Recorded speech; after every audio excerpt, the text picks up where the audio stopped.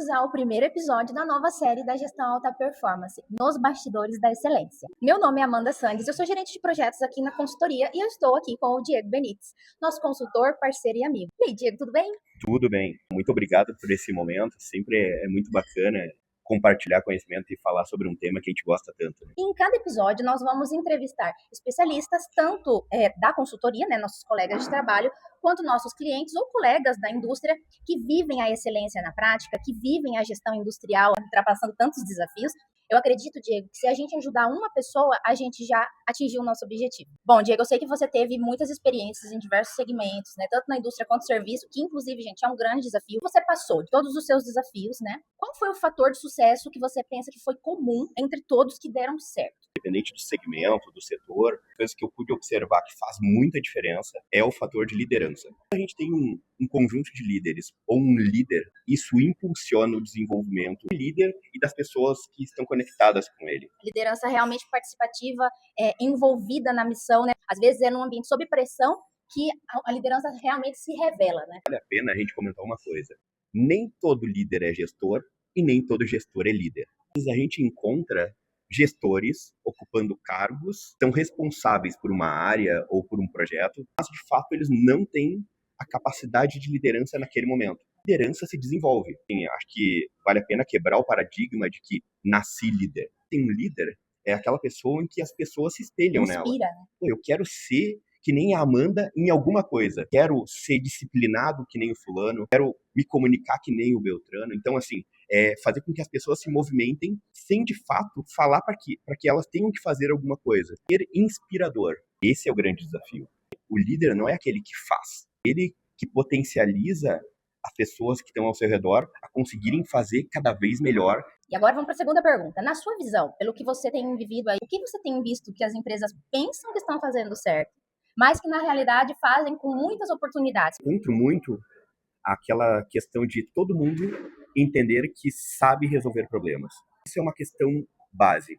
Quando a gente fala em método de solução de problemas, normalmente as pessoas encaram como, mas isso eu já sei. Eu resolvo problema todo dia. Por que eu vou aprender isso? Hoje eu tenho que fazer isso. Exatamente. Então, acho que a principal barreira talvez seja as pessoas terem a percepção de que já dominam resolução de problemas.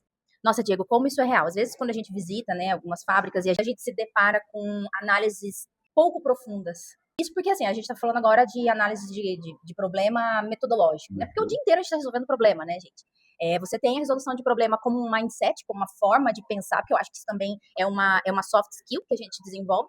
E você tem também a capacidade de usar o método para resolver o problema. E hoje em dia, a gente encontra muita falha em ambos, Ele serve para induzir o raciocínio. Então, isso passa a ser a forma de pensar. Analisar o fenômeno, analisar as hipóteses e depois fazer o porquê, e daí para um plano de ação. Acaba que vira uma rotina, E tem uma resposta científica para isso, que é o seguinte: de tanto a gente repetir, a gente cria o hábito. E o nosso novo hábito mental é usar a metodologia de forma natural. Essa é a nossa nova forma de fazer espontânea. Por isso que no início precisa tanta disciplina, E a gente cobra tanto isso e repete tantas vezes, porque a gente sabe que o uso sistemático da ferramenta vai levar a um novo hábito, Vamos para a última, então, agora. Diego, se você assumisse hoje a liderança de uma área de excelência operacional com o desafio de acelerar esse processo de implementação, tanto excelência operacional, melhoria contínua, o que você faria primeiro? Primeiro, precisa conhecer antes de mudar. Então, é estudar, fazer um diagnóstico de pessoas primeiro, entender quem é que está conectado com isso. Quem está comigo aqui? Bora lá, entender quem é, para onde está indo, de onde veio. Qual a estratégia que está me guiando? Quais são os motivadores, o que sabe, quais são as experiências e entender a cultura de uma forma geral da empresa. Queria dar um zoom, uma coisa que você falou, que conhecer as pessoas que estão ao seu redor. Porque, às vezes, a gente já está cansado assim, de encontrar esse cenário de muitas pessoas que têm muito conhecimento técnico, mas que têm pouca inteligência emocional, que têm pouco preparo para lidar com pessoas, para enfrentar desafios, para entender que nem sempre vai ser do jeito dela, Até ontem mesmo você me falava sobre o ciente da inteligência, Parte da tua inteligência vem daquilo que você estudou, daquilo que você aprendeu, método e tudo mais. E uma parte significativa, eu diria, que por muito tempo ficou deixado de lado, é a sua inteligência emocional. Porque hoje a gente vê muitas pessoas que não sabem trabalhar sob pressão, pessoas que não sabem ouvir não, pessoas que não entendem que tem que seguir regras. Cada um tá fazendo do seu jeito. Exatamente. Ajuda a definir os próximos passos. Porque A gente, depois de entender as pessoas, a gente precisa entender os processos. Porque se tem placa, tem história. Então a gente precisa entender por que as coisas acontecem dessa forma. Todas as empresas têm cicatrizes. Precisa entender essa história antes de tentar implementar o nosso jeito. Assim, não é mais o meu jeito, precisa ser o nosso novo jeito de Que você falou, a gente vive bastante quando a gente faz diagnóstico nas empresas, né?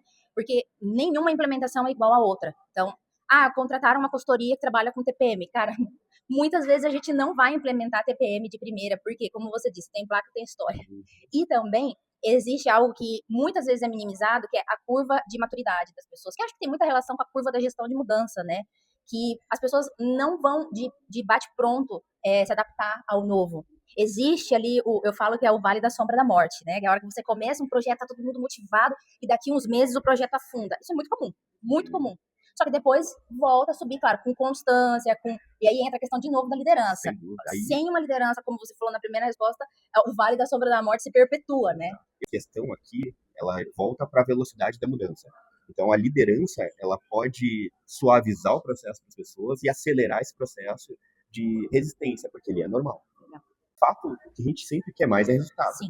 Só que essa é a ponta do iceberg. Resultado é consequência. De uma forma geral, a gente sempre pode falar, quando a gente estiver falando de pessoas, a gente sempre vai estar falando de conhecimento, habilidade e atitude. Sim. E a consequência disso é resultado. Bom, pessoal, esse foi o nosso primeiro episódio. Como eu disse, bastidores da excelência. E agora a gente queria saber a opinião de vocês. O que vocês acharam, se vocês concordam. E deixem nos comentários ideias para que nossos intervalos a gente vai gravando com o objetivo de compartilhar com vocês. Você gostou, Diego? Olha, sempre pode ser melhor, mas foi muito legal. Eu tô aqui com a minha colinha, olha, gente, porque não deu para decorar as perguntas. Mas é isso, que a gente queria, como eu disse lá no início, um bate-papo despretensioso, sem regras, mas para ajudar as pessoas. Como eu disse, se a gente ajudou uma pessoa, se um insight te ajudou, a gente já alcançou o nosso objetivo. É isso aí. E aprendizado sempre. Realmente, continua aqui com a gente. Tchau, tchau.